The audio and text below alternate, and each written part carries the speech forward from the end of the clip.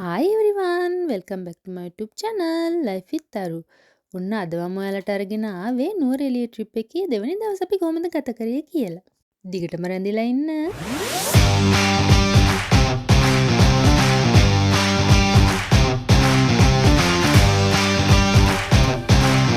ඔන්න දැන් අපි මේ යන ගමන් ඉන්නේ අපේ බ්‍රේක්ෆාස්ට් එක ගන්න. එහෙනම් ගිහිල්ලා බලමු අපි කොහෙන්ද අපේ බ්‍රේක්ෆාස්ට් එක අද ගන්න කියලා.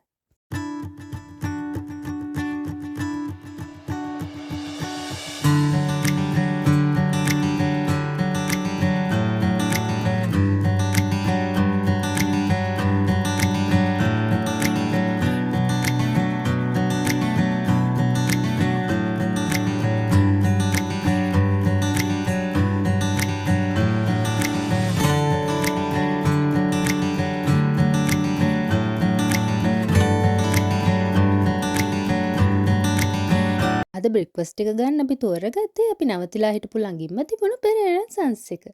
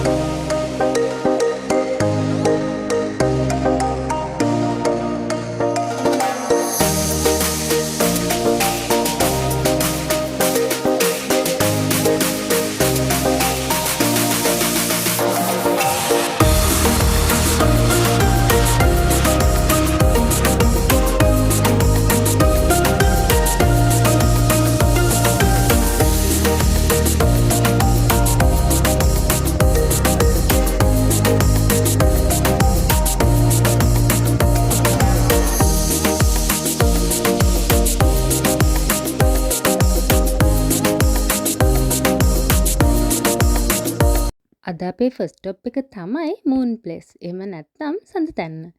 අපිට අපේ වෙහිකල්ස් වල මෙතන ටිකට් කවුන්ටර් එක ගාට විතරයි යන්න පුළුවන්. ඊට පස්සේ අපි මෙතන පාකින් එකේ අපේ වාහනේ පාක් කරලා මෙතනින් සෆාරි ජීප් එකක් අරගෙන ඒකේ තමයි උඩට යන්න ඕනේ. මෙතන ටිකට් එක එක්කෙනෙකුට රුපියල් 80ක් වෙනවා. ඒ වගේම සෆාරි ජීප් එකට රුපියල් 3000ක් ගන්නවා.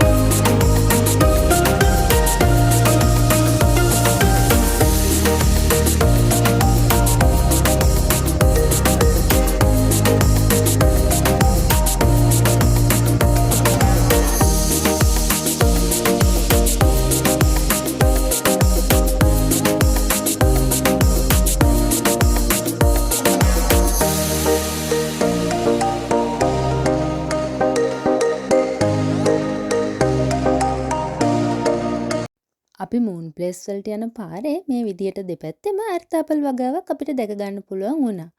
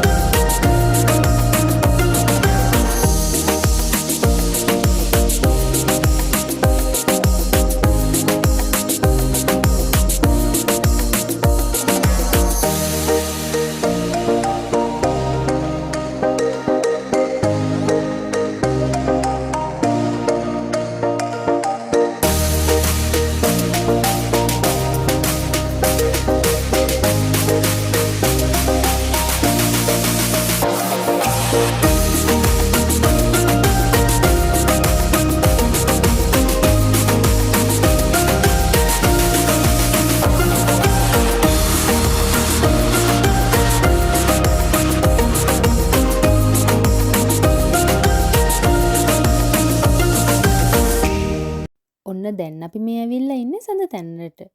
සඳතැන්න කියන්නේ නුවරඑළිය නගරයට පේන හුඟක් ෆේමස් ලස්සනම තැනක්. මෙතනට සීතා එලිපතන එහෙම නැත්තම් සෙකන්ඩ් වර්ල්ඩ් සෙන්ට් කියලාත් කියනවා. මෙතන ඉඳලා බැලුවාම තියෙන්නේ 360 view එකක්. මෙතනට නුවරඑළිය වටා තියෙන උස් කඳු 9ක් පැහැදිලිව අපිට දැක ගන්න පුළුවන්. ඒ තමයි පිදුරු තලාගල, හන්තාන, සිංගල් ට්‍රී හිල්, කිරිගල්පොත්ත, තොටුපොළ කන්ද වගේ ගොඩාක් කඳු අපිට මෙතනින් දැක ගන්න පුළුවන්. ඒ වගේම තමයි මෙම ප්‍රදේශය ජෛව විවිධත්වයක් සහිත නැගෙනහිර විදුලි බල මණ්ඩලයේ ආරක්ෂිත වනාන්තරයක්.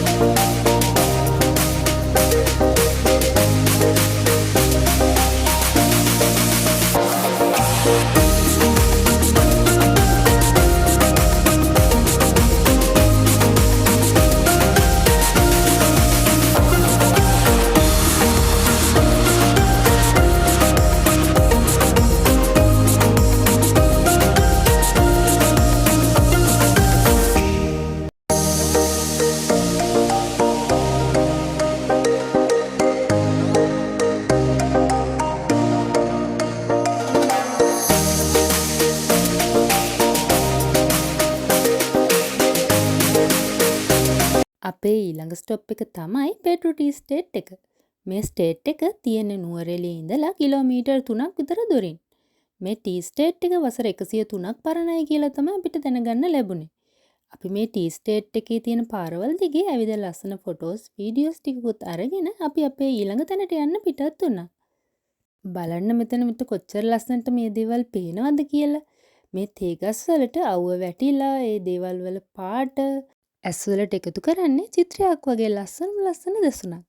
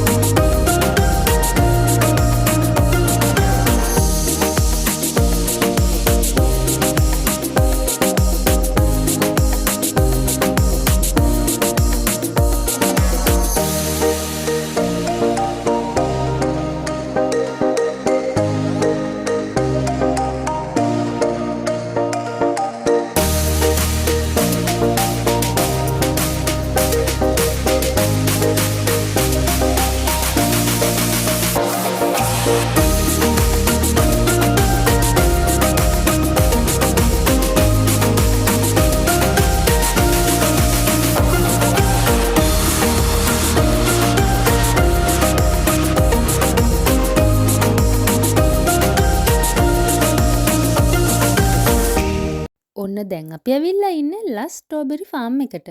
මෙතන ගොඩක් ෆේමස් තැනක්. නුවරඑළියට එන ඕනම කෙනෙක් මෙතනට යන්නත් අමතක කරන්නේ නැහැ.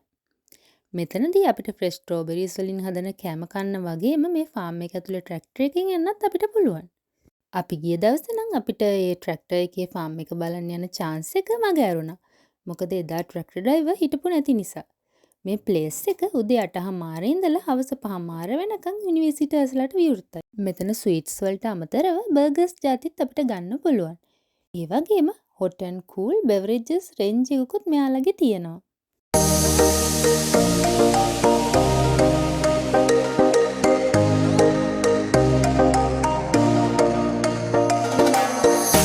අපි මෙයාලගේ මෙනු එක බලලා තෝරගත්ත කෑම ජාති ටික තමයි මේ. අපි ගත්තා ස්ට්‍රෝබෙරි සෝස්, විපින් ක්‍රීම් දාපු වෆල් එකකුයි, ස්ට්‍රෝබෙරි මිල්ක් ෂේක් දෙකකුයි. මේ විදිහට තමයි අපි අපේ කෑම රස වින්දේ.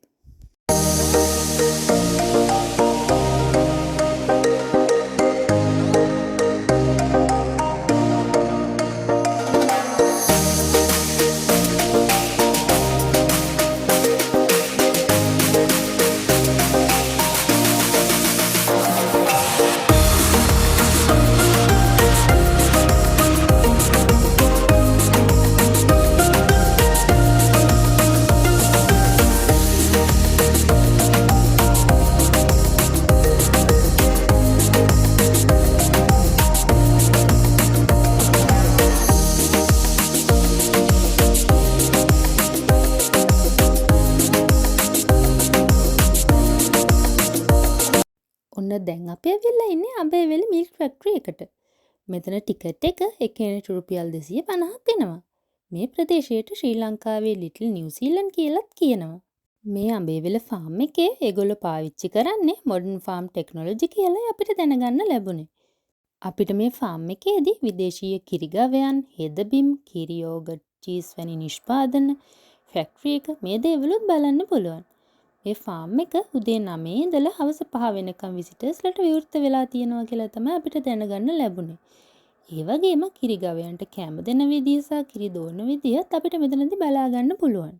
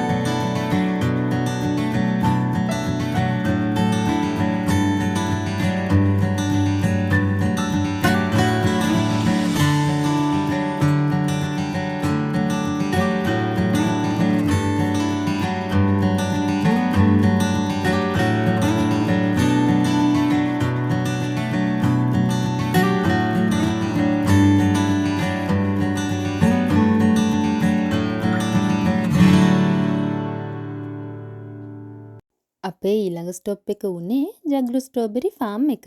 කලින් ෆාම් එකේ අපිට ෆාම් එක ඇතුළේ බලන්න බැරි වුණ හින්දා අපි මෙතන ස්ට්‍රෝබෙරි ෆාම් එකට ගිහිල්ලා ස්ට්‍රෝබෙරිස් හැදිලා තියෙන විදිය වගේම ඒ ෆාම් එකත් බැලුවා.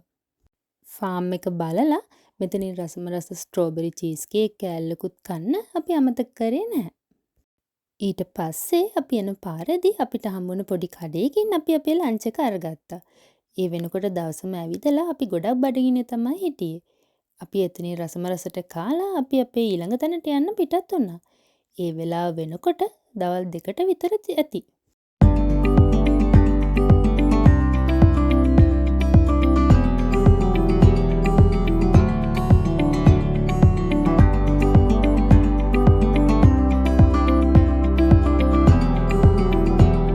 අපි ලන්ච් එක අරගෙන ඉවර වෙලා එන පාරේදී අපිට දැක ගන්න පුළුවන් වුණා කන්දේල ජලාශය. මෙතන ගොඩක් ලස්සන view එකක් තියෙන්නේ. ඒ වගේම අපිට මෙතන කැමති නම් බෝට් රයිඩ් කරන්නත් පුළුවන්. ඒ පහසුකමත් මෙතන තියෙනවා. මෙතන තියෙන්නේ නුවරඑළිය ඉඳලා අඹේවලට යන පාර අයිනෙමයි. අපි ටිකක් එතන නැවතිලා ඉඳලා ලස්සන ෆොටෝස් වීඩියෝස් ටිකකුත් අරගෙන අපි ආපහු යන්න පිටත් වුණා.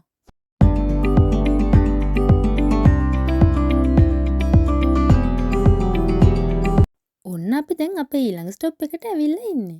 ඒ තමයි සීතාම්මාන් කෝවිල. මෙතන තියෙන්නේ නුවරඑළිය හඟුමන පාරේ. මේ කෝවිල සම්බන්ධ වෙන්නේ රාමායනයේ කියන ಭಾರತೀಯ විශිෂ්ට පුරාණ කතාවට. අතීතයේ කියවෙන්නේ මේ ස්ථානයේ රාවණා රජු විසින් පැහැරගත් සීතා මාවී මෙහි තැබූ බවයි. සීතා මාවී මෙහි සිටිය රාවණාගේ වානර සේනාවෙන් බේරුණේ මෙහිදී කියලයි කියවෙන්නේ. මේ කෝවිල වටා පවතින ගඟ සහ ගල් සලකුණු වලින් කියවෙන්නේ සීතා මාවී මේ ගල් උඩ නැග සිට ඇති බවටයි. මෙහි තිබෙන ඇල්ල සීතා ඇල්ල කියලායි නම් කරලා තියෙන්නේ. මේ අති දුර්ලභ සීතා දේවියට කැප වූ හින්දු කෝවිලක් බවට තමයි අපිට දැනගන්න ලැබුණේ. අපිට කෝවිල ඇතුලේ වීඩියෝ කරන්න නම් අවසර හිමි වුණේ නැහැ.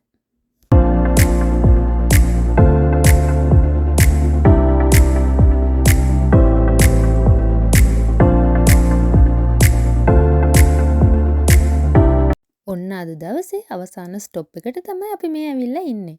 ඒ තමයි ශාන්තිපුර ගම්මානය. මෙය ශ්‍රී ලංකාවේ උසින් වැඩිම පිහිටි ගම්මානය කියලා තමයි කියවෙන්නේ. මේ view point එකට ගියාම අපිට දැක ගන්න පුළුවන් නුවරඑළිය ටවුන් එක, වටේටම තියෙන කඳු, ඒ වගේම තේවතු, ඒ වගේම ඕගොල්ලෝ මෙතනට සන්රයිස් එකක හෝ සන්සෙට් එකක ගියොත් ලස්සන සිනමැටික් මූමන්ට් එකකුත් ඔයාලට දැක ගන්න පුළුවන්.